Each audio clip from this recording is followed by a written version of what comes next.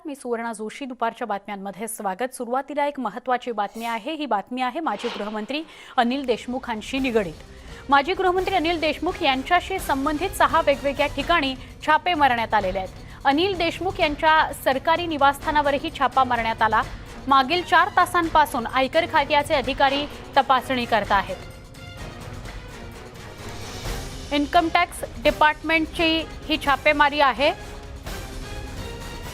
माजी गृहमंत्री अनिल देशमुखांच्या संबंधित वेगवेगळ्या 6 ठिकाणांवर किंवा त्यांच्या घरांवर मालमत्तांच्या ठिकाणी छापेमारी करण्यात आलेली आहे. आयकर विभागाने ही छापेमारी केलेली आहे. 4 तासांपासून आयकर खात्याचे अधिकारी तपासणी करत आहेत. सरकारी निवासस्थानी सुद्धा इन्कम टॅक्सने छापा मारलेला आहे.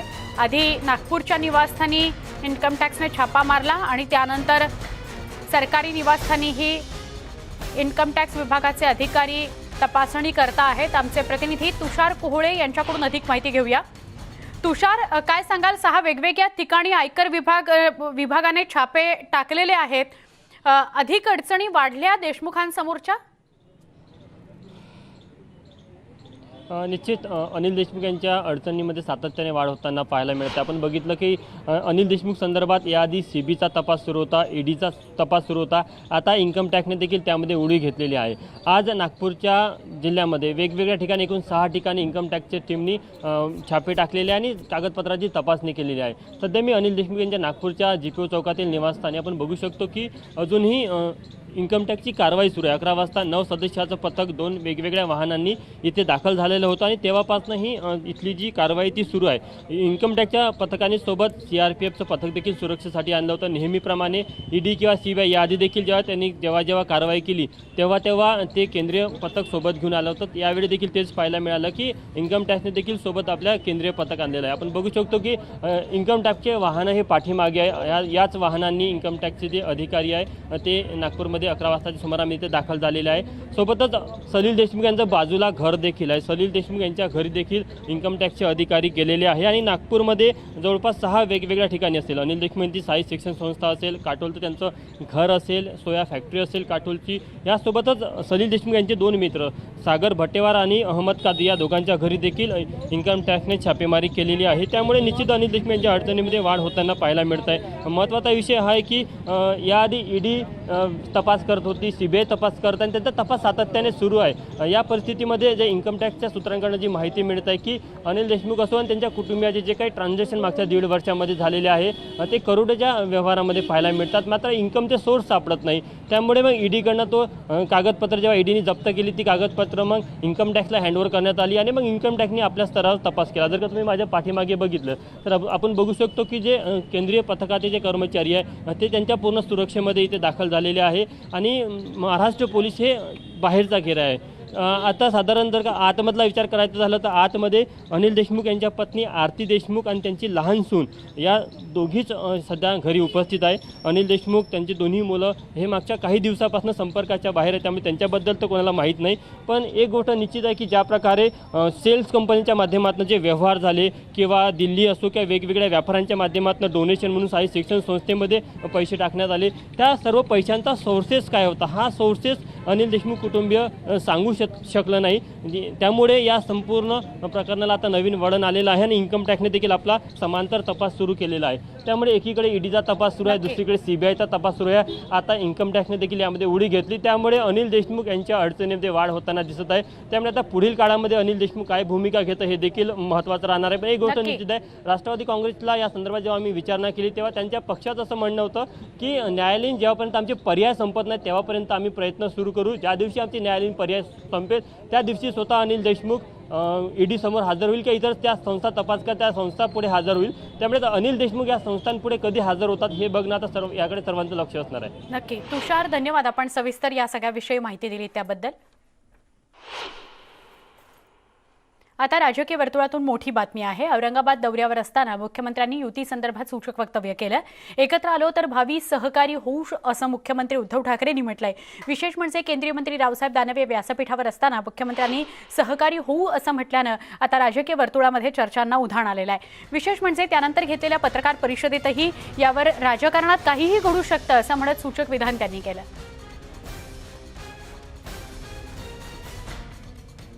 अत्यंत महत्त्वाची ही बातमी आहे। केंद्रीय राज्यमंत्री रावसाहेब दानवे व्यासपीठावर असताना उद्धव ठाकरेंनी हे वक्तव्य केलेलं आहे। मुख्यमंत्र्यांच्या वक्तव्याचा रोख कुणाकडे होता याविषयीच्या चर्चा सुरू झालेल्या आहेत।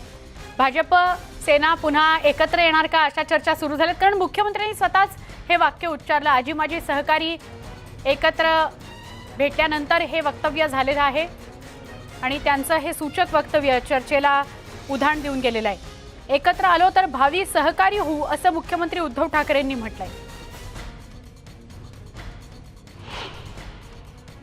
व्यासपीठावरती उपस्थित असलेले माझे आजी माजी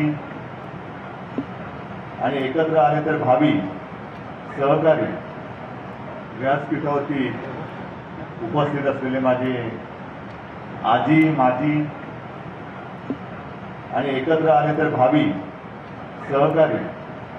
तुम्ही म्हणालात की व्यासपीठामध्ये आजी माजी सहकारी आणि एकत्र आले तर भावी सहकारी, तर काय याच्यातून अर्थ काय करायचा? अर्थ म्हणजे तोच आहे की माझे आजी माजी सहकारी तिथे होते आणि उद्या सगळे कोण एकत्र आले तर भावी कोण होऊ शकतात।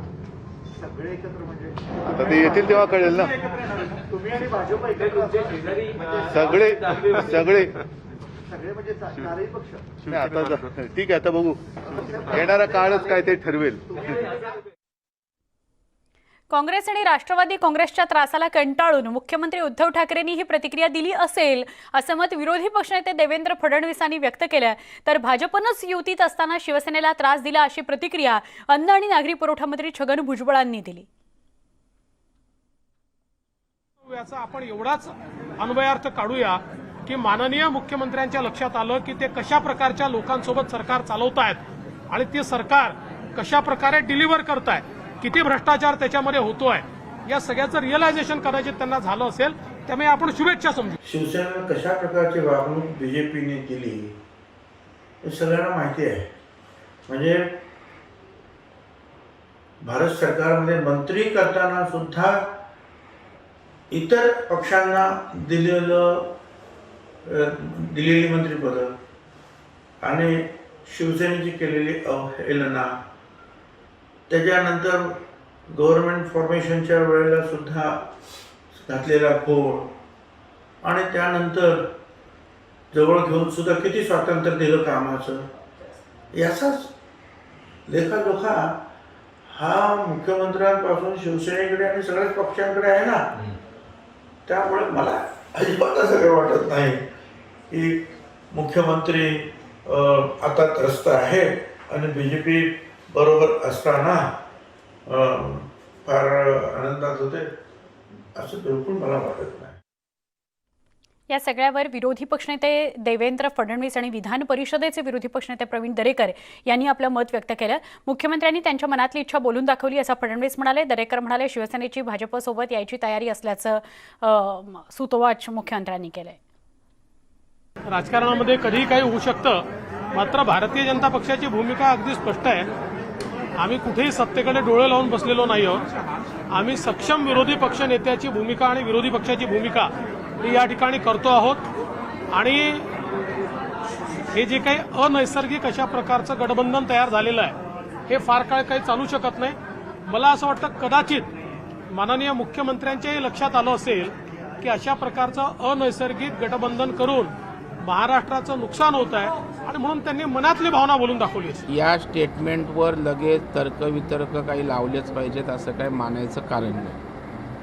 काल चंद्रकांत दादा यांनी माजी मंत्री आजी मंत्री या संदर्भात जे वक्तव्य केलं, मला वाटतं त्यावर टीका टिप्पणी करणं किंवा त्यावर रिॲक्शन देणं हा उद्धवजी ठाकरे साहेबांचा राजकीय टिपाटिपीचा स्वभाव असल्यामुळे त्याच्यावर बोलले असावे असं मला एक वाटतं।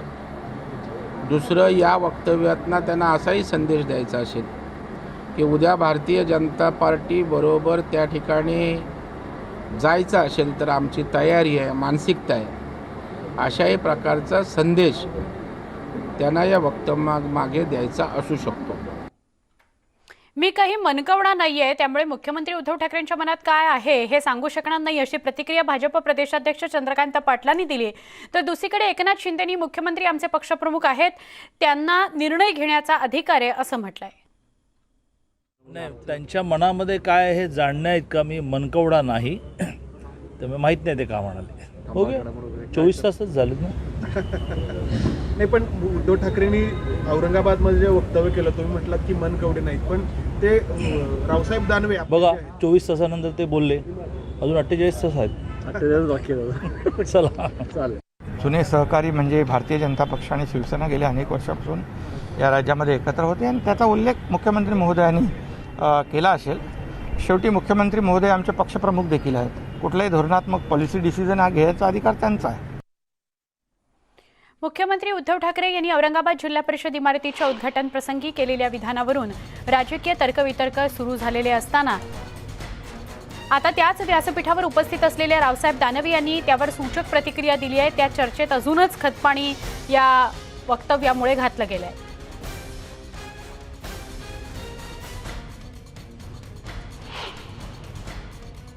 आता हे सरकार बनल्याच्या नंतर 2 वर्ष झाले, कदाचित माननीय मुख्यमंत्री महोदयाला त्यांच्यासोबतचा काही अनुभव आला असेल. या अनुभवातून ते अशा प्रकारचे बोलले असतील. खरं तर आम्ही समविचारी आहे आणि समविचारी पक्ष एकत्र जर आलो तर या राज्यातल्या जनतेला सुद्धा पसंत पडणार आहे. भविष्यात काय घडेल हे मी सांगणं सोयीचं नाही, पण जेव्हा कधी असा प्रसंग येईल तेव्हा या राज्यातली जनताही खुश होईल असं मला स्वतःला वाटतं. मुख्यमंत्री मला म्हणले की तुम्ही मुंबईला येत नाही, या एकदा मुंबईला बसू आपण. बाळासाहेब थोरात ऐकत होते, त्यांनी सांगितलं काँग्रेसवाले मला ताप द्यायला लागले तर मी भाजपवाल्याला बोलून घेत असतो, त्याच्यामुळे हे ताप मला कमी देतात. मी माननीय मुख्यमंत्री महोदयाला सांगितलं की सध्या ना काँग्रेस ना राष्ट्रवादी तुम्हाला कोणीही ताप द्यायच्या तयारीत नाही, पण त्यांचा जर काही असा वेगळा अनुभव आला असेल तर आपण बसू. तुमच्या कानात प्रस्ताव तर दिला नाही ना या भेटून? हे बघा, प्रस्ताव असे उघडेपणाने देत नसतात. जाऊ, भेटू. दरम्यान शिवसेना खासदार संजय राऊत आणि भाजप प्रदेशाध्यक्ष चंद्रकांत पाटील यांच्यात चांगलंच शाब्दिक युद्ध रंगलंय. चंद्रकांतदादा पाटील यांची राज्यपाल म्हणून नेमणूक होते नागालँडच्या राज्यात. नागालँड नावाचं एक राज्य आहे, तर त्यांना विचारणा केली आहे की आप नागालँड के राज्यपाल बनने जा रहे हो. कदाचित म्हणून बोलले असतील ते की मला माझी म्हणून नका, तर नागालँडचे राज्यपाल म्हणून ते चालले आहेत असं माझ्या कानावर आलं आहे. माझ्या त्यांना शुभेच्छा. संजय राऊतांना अमेरिकेचा राष्ट्राध्यक्ष म्हणून पाठवणार जसं मला कळतं आहे. संजय राऊतांना कोणी फार सिरियसली घेत नाही. राज्यात लवकरच नागपूर मुंबई बुलेट ट्रेन धावण्याची चिन्ह आहेत. मुख्यमंत्री उद्धव ठाकरे औरंगाबादच्या दौऱ्यावर आले असता रावसाहेब दानवेंनी बुलेट ट्रेनचं प्रेझेंटेशन तयार केलंय. काही जमीन भूसंपादित करायची राहिली आहे, त्यासाठी लवकरच मुख्यमंत्र्यांची भेट घेणार असल्याचं त्यांनी म्हटलंय. तर मुंबई नागपूर बुलेट ट्रेन होणार असेल तर मी तुमच्यासोबत आहे रावसाहेब, तुम्ही प्रेझेंटेशन दिलं नाही तरी चालेल, आम्ही पाठीशी उभे राहू असा शब्द मुख्यमंत्र्यांनी दिला. नागपूर मुंबईपासून तर नागपूरपर्यंतची बुलेट ट्रेन येऊ शकते अशा प्रकारचं प्रेझेंटेशन आम्ही आता तयार केलं आहे. फक्त 38% जागा आम्हाला शिल्लक घ्यावी लागते. जर 38% जागा घेतली तर याच मार्गानं मुंबईपासून नागपूरपर्यंत रेल्वे जाऊ शकते. आणि जे प्रेझेंटेशन आम्ही आता तयार केलं, 1.5-2 तासात मुंबईपासून तर संभाजीनगरला आम्ही येऊ शकतो अशा प्रकारचा हा प्रकल्प मी तयार केला पाहिला. हे प्रकल्प आणि ही प्रेझेंटेशन घेऊन मी आपली वेळ घेणार आहे, आपल्याकडे येणार आहे. मी तुम्हाला सगळ्यांच्या समोर शब्द देतो की जर तुम्ही मुंबई नागपूर बुलेट ट्रेनसाठी पुढाकार घेणार असाल तर हे सरकार तुमच्या सोबतीने प्रत्येक पावलावरती मजबूतीने उभं राहिल्याशिवाय राहणार नाही. कारण ही आमची इच्छा आहे, ही आमची अपेक्षा आहे, हे आमचं स्वप्न आहे. पुन्हा मी याच्यात काही राजकारण आणू इच्छित नाही, पण आमची अपेक्षा अशी होती की देशातला पहिला मार्ग जो अहमदाबाद मुंबई बुलेट ट्रेनचा होतोय त्याच्यापेक्षा आमची अशी इच्छा होती की माझ्या राज्याच्या 2 राजधानी आणि उपराजधानी हा जोडणारा जर का लोहमार्ग, जसा आपण हिंदू हृदय सम्राट शिवसेना प्रमुख बाळासाहेब ठाकरे समृद्धी महामार्ग करतो आहोत, त्याचबरोबरीने मुंबई नागपूर बुलेट ट्रेन होणार असेल तर आज मी तुम्हाला शब्द दिला, तुम्ही प्रेझेंटेशन नाही दिले तरी चालेल, मी तुमच्या सोबत आहे. इथे एक छोटासा ब्रेक घेऊया. अजून काही बातम्यांकरता काही क्षणात भेटूया. पहा फक्त न्यूज 18 लोकमत. दुपारच्या बातम्यांमध्ये स्वागत. सिने अभिनेता सोनू सूद याच्यावर आयकर विभागाने अचानक धाडी टाकल्या आहेत. याच विषयावरून सामना अग्रलेखातून भाजपावर जोरदार टीका करण्यात आली आहे.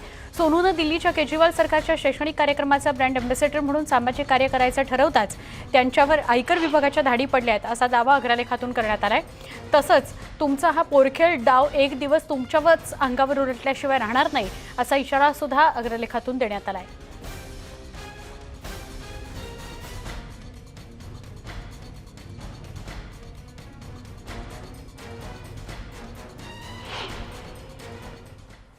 पण जेव्हा आज मला असं समजलं की केजरीवाल सरकारच्या एका शैक्षणिक कार्यक्रमात विद्यार्थ्यांसाठी काही कार्यक्रम त्यांनी ठेवला आहे, त्याचं काम सोनू सूदने घेतल्यावरती सोनू सूद हा या सरकारचा, केंद्राच्या आणि भाजपचा दुश्मन झाला आणि मग हे सगळं अचानक सुरू झालं. अर्थात ज्यांनी कर चुकवला आहे तो किती मोठा असो त्याच्यावरती कारवाई व्हायला पाहिजे, पण त्याच्या मागे ही एक पार्श्वभूमी आहे असं माझ्या लक्षात आलं. ओबीसी आरक्षणाबाबत सरकारनं अध्यादेश काढलाय. मात्र अध्यादेशाचा येत्या पोटनिवडणुकीत किती फायदा होणार, कुणाला फायदा होणार, पाहुयात याविषयीचा खास रिपोर्ट. ओबीसी आरक्षणाच्या अध्यादेशाचा फायदा होणार? अध्यादेशाच्या आधारावर पोटनिवडणुका होतील का? निवडणुकीच्या अधिसूचनेनंतर कायदे लागू होतील का? या आणि अशा काही प्रश्नांचं उत्तर ओबीसी प्रवर्गात मोडणारा प्रत्येक जण शोधतोय. प्रत्येकाला आरक्षणाचं भवितव्य जाणून घ्यायचंय. आम्ही मिनिट्स करता थांबलेलो नाही. आम्ही ताबडतोब त्याचा अध्यादेश काढायला सांगितलेला आहे आणि त्याबद्दल आम्हाला आमची जी काही भूमिका घ्यायची ती सरकारने घेतलेली आहे. आता आमचं मत आहे की त्या प्रकारे पुढच्या गोष्टी व्हाव्यात, पण त्या होत असताना निवडणूक आयोग राज्याचं ते का त्यांना स्वातंत्र्य ते म्हणजे त्यांना आपण अधिकार दिलेला आहे, त्याच्यात काही कुणी जास्त इंटरफेअर करू शकत नाही, स्वायत्तता दिलेली आहे. उपमुख्यमंत्री अजित पवार यांना सुद्धा यातल्या काही प्रश्नांची उत्तरं देता आली नाहीत. त्यामुळे या पोटनिवडणुकीला अध्यादेशाचा फायदा होणार की नाही हा प्रश्नच आहे. अध्यादेशाचं नेमकं शब्दांकन पाहिल्यानंतर त्याच्यात नेमक्या काय तरतुदी आहेत ते पाहिल्यानंतर त्याच्याबद्दलचं निश्चित मत देता येईल. मात्र इम्पेरिकल डेटा जमा करून, जनगणना ओबीसींची करून, जी माहिती जमा करून आयोगाच्या मार्फत, राज्य मागासवर्ग आयोगाच्या मार्फत जे काम करायचं आहे त्याला पर्याय म्हणून या अध्यादेशाकडे बघता येणार नाही. उलट हा अध्यादेश जर का उद्या टिकला नाही कोर्टामध्ये तर ओबीसींचं नुकसानच होणार आहे. निवडणुकीची अधिसूचना आधी आल्यानं अध्यादेशातील आरक्षणाच्या तरतुदी पोटनिवडणुकीला लागू होणार नाहीत असं काही जाणकारांचं म्हणणं आहे. तर राज्यपालांना मिळालेल्या विशेष अधिकारांचा वापर करून अध्यादेश काढता येऊ शकतो असंही काही तज्ज्ञांना वाटतं. माननीय राज्यपालांनी अध्यादेश काढल्यानंतर तो कायदा म्हणूनच गणला जातो. It has a force of law.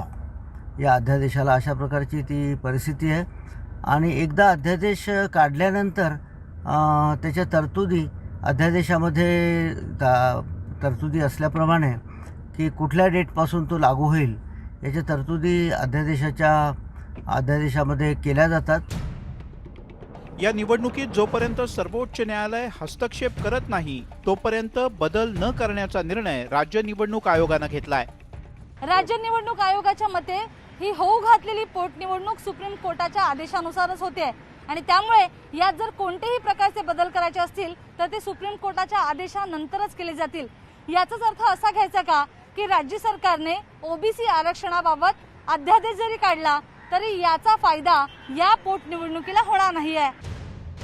दरम्यान सर्वोच्च न्यायालयानं कोणताही आदेश दिला नाही तर 6 जिल्हा परिषदांमधल्या 85 जागा आणि पंचायत समित्यांच्या 144 जागांवर ओबीसी आरक्षण विरहित निवडणूक होऊ शकते. व्हिडिओ जर्नलिस्ट स्वप्नील धुरीसह स्वाती लोखंडे, न्यूज 18 लोकमत, मुंबई. इथे एक छोटासा ब्रेक घेणार आहोत आणि ब्रेक नंतर अजून काही बातम्या बघणार आहोत. पहा फक्त न्यूज 18 लोकमत.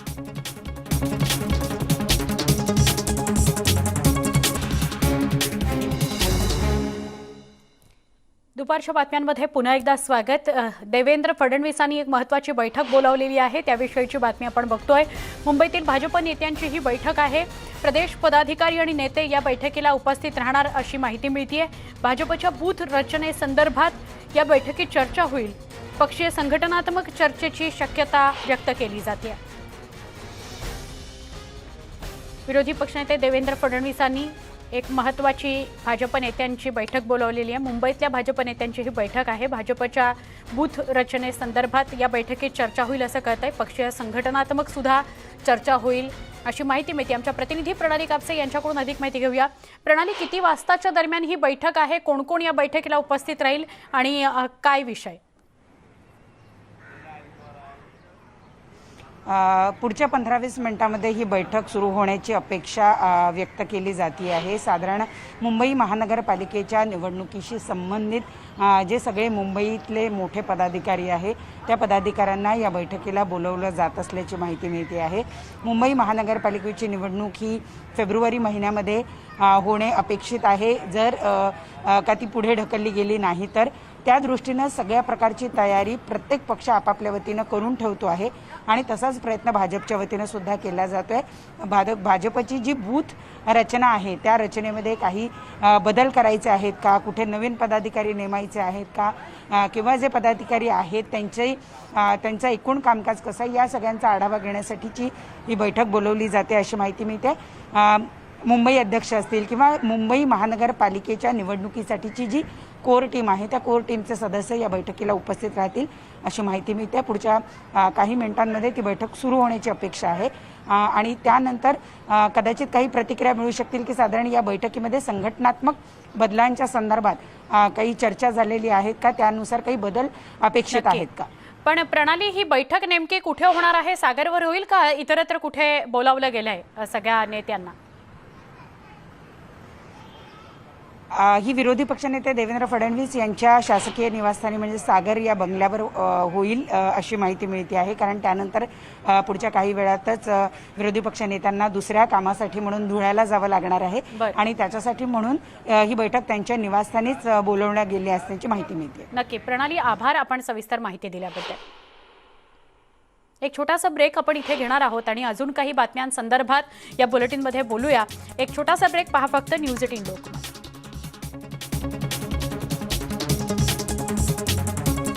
मुंबईजवळचं उपनगर उल्हासनगरमधून भर रस्त्यात टोळीनं एका तरुणाची हत्या केलेली आहे.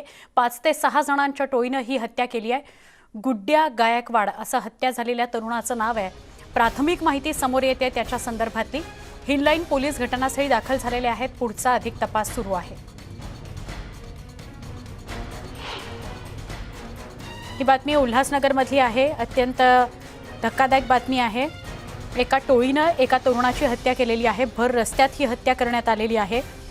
5 ते 6 जणांची ही टोळी होती. गुड्ड्या गायकवाड असं तरुणाचं नाव आहे ज्याची हत्या झाली आहे. प्राथमिक माहिती समोर येते. हिललाईन पोलीस घटनास्थळी दाखल झालेत. अधिक तपास सुरू आहे. आमचे प्रतिनिधी गणेश गायकवाड यांच्याशी अधिक बोलूया. गणेश, अगदी कालपरवामध्येच आपण उपनगरांमध्ये गुन्हेगारी कशी वाढलेली आहे किंवा महिला सुरक्षित आहेत का याविषयी बोलत होतो आणि आज भर दिवसा एका तरुणाची हत्या झाल्याचं समोर येत आहे. काय सांगाल?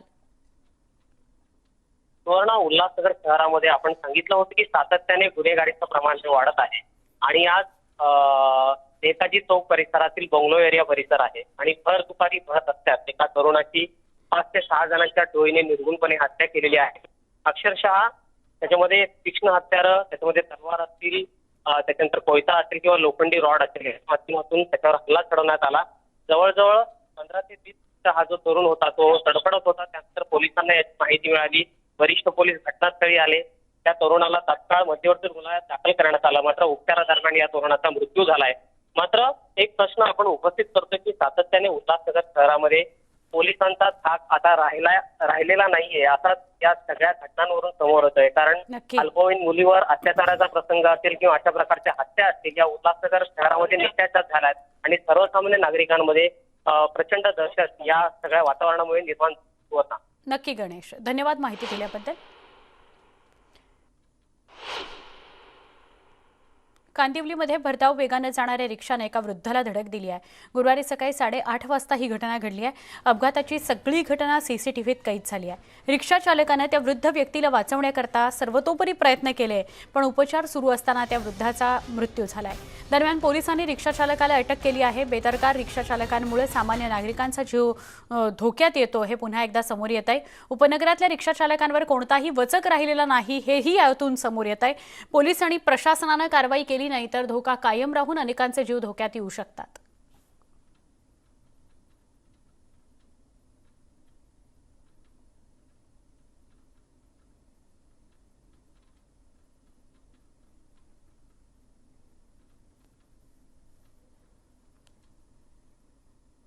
सातारा शहरातील शनिवार पेठेत असणाऱ्या राजपथावर रस्ता ओलांडणाऱ्या वृद्धाला एका भरधाव दुचाकीस्वारानं जोरात धडक दिली.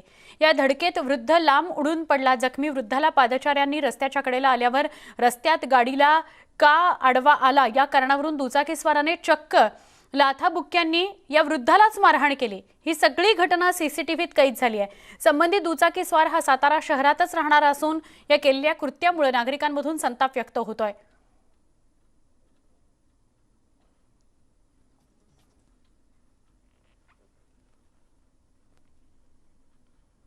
या सगळ्या बातम्यांसह दुपारच्या बातम्यांमध्ये इथेच थांबतोय. ताज्या बातम्यांसाठी काही क्षणात पुन्हा भेटणार आहोत. पहा फक्त न्यूज 18 लोक.